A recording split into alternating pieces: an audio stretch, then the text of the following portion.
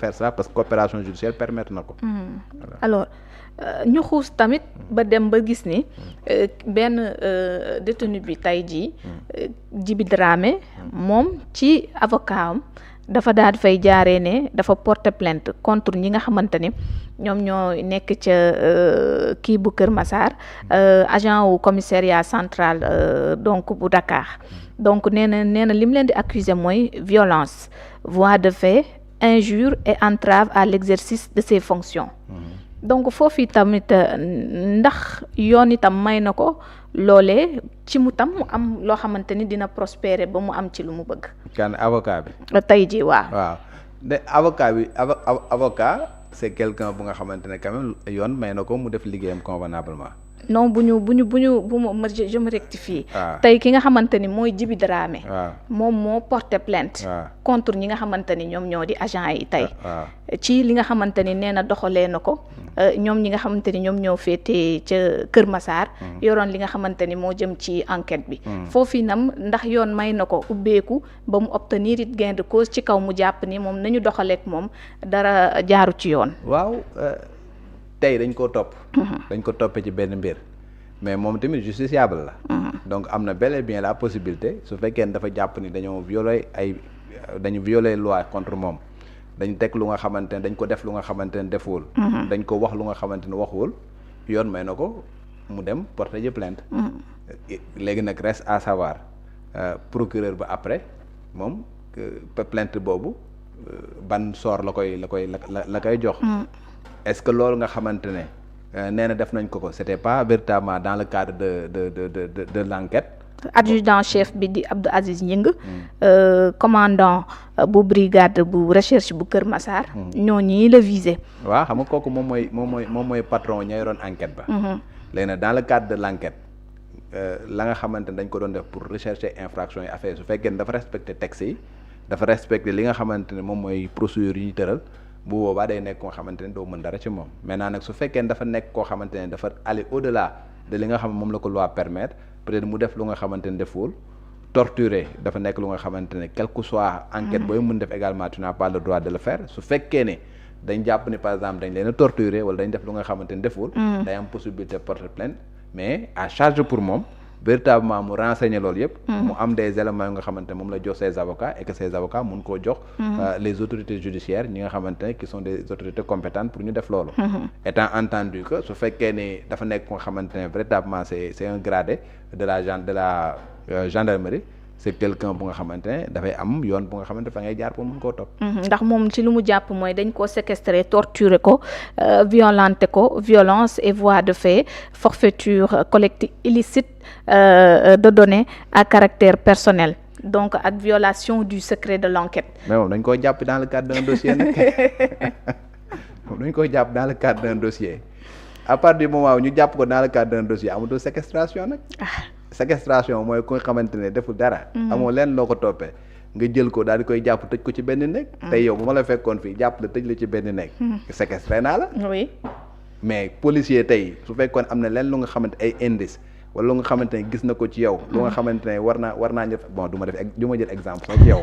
xam nga nit ku mu mën di doon police wala gendarmerie daal di def dans le cadre d'une enquête mu gis ay indice xam nga. wala affaire daal di ñëw jàpp nit ki.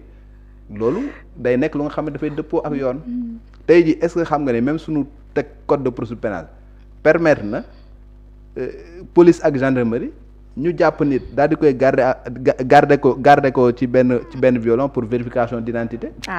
donc yoon may na ko. VI vérification d'identité. may dox ci mbedd bi nii xam nga policier bi gis ma peut-être suspecté ma wala boog ma niroog koo xamante ne peut-être ñu ngi doon def enquête. wala mu amoon benn ñaawteef bu nga xam amoon na ci koñ bi. ñu daal di may jël ñaata yoon la ñuy rafler ay nit. ngay dégg ñu naan vérification d'identité VI. c'est des gens yu nga xamante ne dañ leen di garder à vue am na délai bu nga xamante ne doo ko dépasser certes. mais c'est quelque chose bu nga xamante qui est prévu par les textes. abus la ñuy bañ. mais quand même c'est des choses yu nga xam qui sont prévues par les textes. maintenant nag quelqu'un ne peut pas être cité dans un dossier. ñu boole ko ci benn mbir bu nga xamante ne am nañ ay indices yu nga xamante ne loolu moom moo ko def wala defu ko.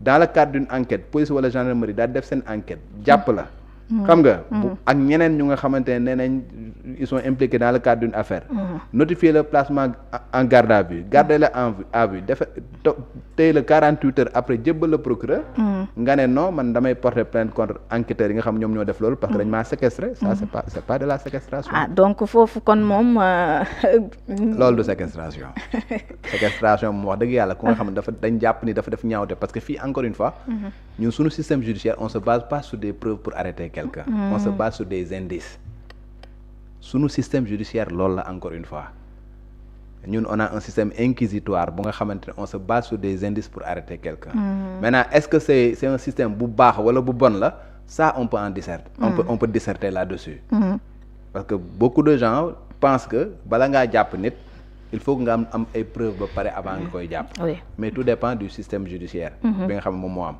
ñun on a un système inquisitoire bu nga xamante ne sur la base des indices la ñuy jàppe boo ñëwee au niveau du juge d'instruction le juge il cherche des charges boo demee ba ñuy juger nag la juge bi di laaj ay preuves ba ci juridiction de jugement bi boobaa juge bi wax ni am na ay preuves yu nga xamante ñooy firndee ne li ñu lay tuumaal yow yaa ko def mu condamné la amul preuve mu bàyyi la su fekkee ne am na doute boobu profité la mais à l'étape de l'enquête préliminaire on cherche des indices rien à voir avec le système américain bu nga xamante ne boobu dañ ne il faut des évidences il faut des preuves voilà avant véritablement ngay mën a jàpp nit ki di ko placer en garde à vue wala nga koy placer sous mandat. D'accord alors bu ñu tëjee kon foofu daaw da wax si leneen loo xamante ni tamit am na ci wàllum wala sax balaa ma see ñëw tam également Daouda dafa invité wu criminalisation homosexualité bi di ñëwaat naam dégg nañu ci li ñu toppee fii acte contre nature tey jii jàpp nañ leen waaye la question mooy ndax fekk nañ leen ñuy def loolu ndax am na loi bi tënkee ni ci yoon woowu lañ leen di tegee daan foofu tamit naka nga jàppee ni lañ mën a doxalee wala saafara ci mbir yu ñu mel ci kaw ñu indi loi boobu nga xamante ni en tout cas am na ñoo xamante ni ay kuréel la boobee ba tey bu ci mel ni ànd sàmm jikko yi ngir itam ñu daal di koy yoonal. loolu c'est un débat c'est-à-dire que ñun on est des Sénégalais am nañ ay us et des coutumes tey ji loi bu nga xamante ne dañ koy tëgg au Sénégal dafa nekk ay loi yu nga xamante ne dafa war a dëppoo ak véritablement suñu ay aada ak suñu cosaan affaire góor jigéen c'est quelque chose qui est réprouvé par la population sénégalaise suñu population sénégalaise dañuy fàttali ne à 95% ay musulmans lañ xam nga ñu am après les musulmans mu am ay chrétiens yu nga xamante ne ñoom ñoo fi nekk la majorité de la population sénégalaise c'est soit des musulmans ou bien des chrétiens am gëm-gëm boo demee ci seen religion yooyu yëpp également muy religion musulmane muy religion catholique affaire góor jigéen dafa nekk lu nga xamante ne dañ ko réprouvé église mënu célébrer mariage bu dul mariage bu góor ak jigéen sunu jumaa yi mënuñu célébrer lu dul mariage góor ak jigéen donc séq góor ak jigéen moom mooy li nga xamante ne moom mooy lu normal mais séq góor ak góor normalu séq jigéen ak jigéen normalu donc loolu noonu dafa nekk lu nga xamante ne dañ ko réprouver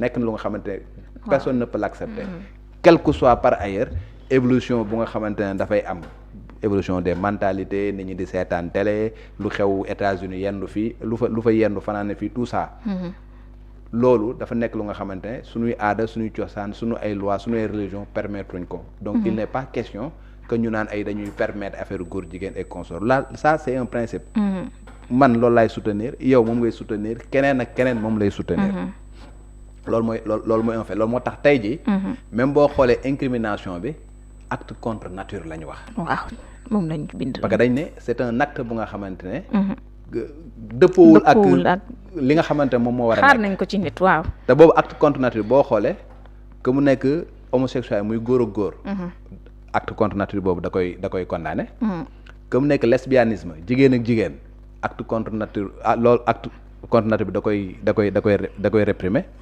que mu nekk nit kuy dund dem sëy ak jigéen bu génn àdduna xam nga acte contre nature la infraction boobu muy article 319 da koy dàq mooy nécrophilie que mu nekk nit également dem di sëy ak mala dafa nekk lu nga xamante ne également ci acte contre nature boobu dañ koy réprimer loolu la suñu texte yi réprimer maintenant ñun suñu ay texte également dafa am ay principes yu nga xamante ne noonu lay demee.